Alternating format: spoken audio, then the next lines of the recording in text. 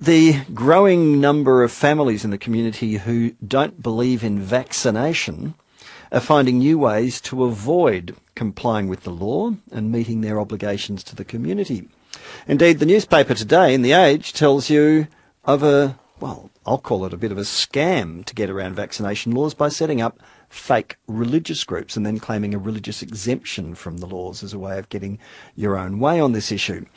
David Hawkes is a virologist and spokesperson for the pro-vaccination group Stop the Anti-Vaccination Groups. And Dr. Hawkes joins me this morning. Good morning to you, Dr. Hawkes.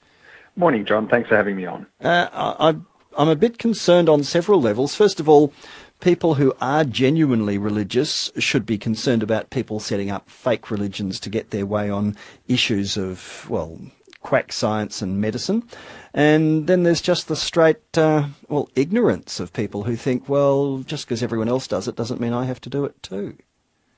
Yeah, I mean, this is really a case of all privilege, no responsibility. If someone doesn't want to be vaccinated for the childcare and the new no jab, no play policy coming in, they can go and see their doctor. The doctor will have essentially counsel them about the risks and benefits of that decision. If the doctor's, confident that they understand that, he'll sign a form, they can take that in, and that will still allow their child to go to childcare. They can still get the family tax benefit, so they can still get the money even though they don't vaccinate.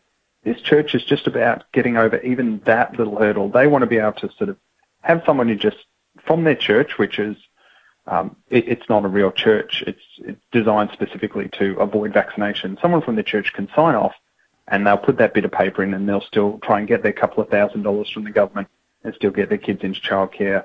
So it's not even about avoiding vaccination. It's about not even doing the minimum of actually understanding the risk that they're putting their children at.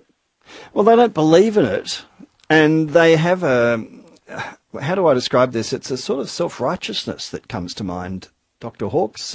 Whatever I do to get my way here, the ends justify the means.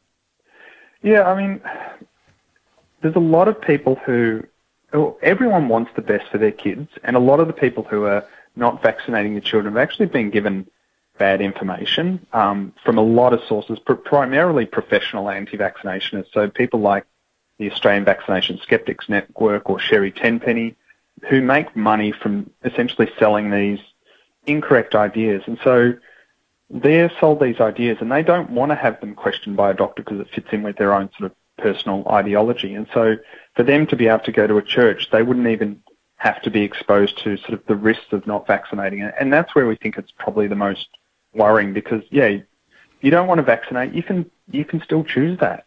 All you have to do is actually have someone explain the risk you're putting your child at, and that's it. It's a pretty low bar that they've got to do. But even that, they don't want to do that. They don't want to even question, that. Can I go back a step, Dr. Hawkes? I've always been concerned about the capacity of anybody to set up a fake religion or call themselves a priest or set up a religious organisation and get the tax exemptions and the special status that goes with it. Ever since the High Court ruled in favour of Scientology as a made-up religion, we've had this problem ever since. Yeah, I mean, religion's obviously not my expertise, but it's obviously a concern with something like this, which is just blatant, but it's not even set up as a religion, and it's apparently registered as a business. So it's you have to pay to become part of this religion, which I'm not a member of any sort of organised religion, so I don't know if you actually have to pay just to join the Catholic Church, but it seems a little bit sort of, I'm a bit sceptical even at the finances of it. And so why it's not a religion, people don't go to services. I mean, we had the whole deal of people becoming Jedis, and I think more people watch Star Wars on a weekly basis than would go to this church. But there's no difference between the new religions and the old religions, except one's been around a lot longer. That's what the High Court said, and it was the judgment of Lionel Murphy, the great civil libertarian. The Labor Attorney General became High Court judge. It was his judgment in the Scientology case that said, well, there's no difference. All religions eventually at some stage were pretty much created the same way, and who says that if you're starting one now that that's any less worthwhile than the ones that were set up and started a couple of thousand years ago? Yeah, I think from a belief standpoint, it makes perfect sense to me, and this is why we're worried about these anti-vaxxers setting up this church, because they can put their children at risk and not even have sort of those basic concepts of actually having the risks explained to them by somebody who's actually trained in it. So what do you do? Do you say, okay, do what you like, but don't come to hospitals, publicly funded hospitals, for help when and if you need it? Don't come to, you can't participate in large sporting events where other kids have all been vaccinated and everybody's doing the right thing because that's not going to be fair to them and so on. What do you do? I think the issue is quite complex because, I'm in my 30s. If I chose not to have a vaccination and be a medical practitioner, I wouldn't be allowed to work in hospitals or a variety of other situations. But that's a conscious decision I'm making. These are decisions being made for children essentially from birth until, I think the last vaccine is given about 12, 13, which is the HPV vaccine. So these kids don't have that choice. They aren't able to make that decision. And then to exclude them from actually being part of a society and being actually exposed to views other than pretty much fringe beliefs, which is what the anti-vaccination movement is. Yeah, well, it's a bit like people who drink unpasteurised milk and say, oh, how dare people tell me I can't do it.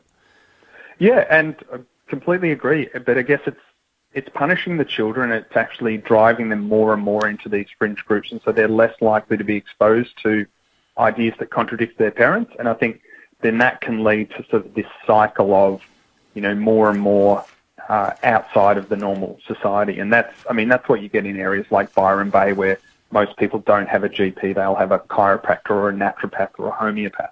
And that's why you get vaccination rates up in Mullumbimby that are below 50%. Yes, but they're being structurally realigned, David. Yeah, not much I can say about that. Sorry, Jon. Well, we shouldn't laugh. It's a genuine threat to public health and safety. I've got so many texts. I'm indebted to you for your time, and thank you. No, thanks for having me on. Dr. David Hawkes is a virologist, and he represents a group called Stop the Anti-Vaccination Groups, who are setting up fake religions in order to claim religious exemption from the rules. So many text messages. Dan, which religions are the real ones? Question mark.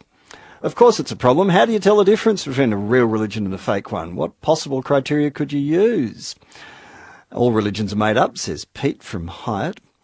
My son, Anonymous writes, got whooping cough at childcare because someone with a sick, unvaccinated child left their children at childcare. Luckily, my son was vaccinated and didn't die, but he was so sick because they were so irresponsible.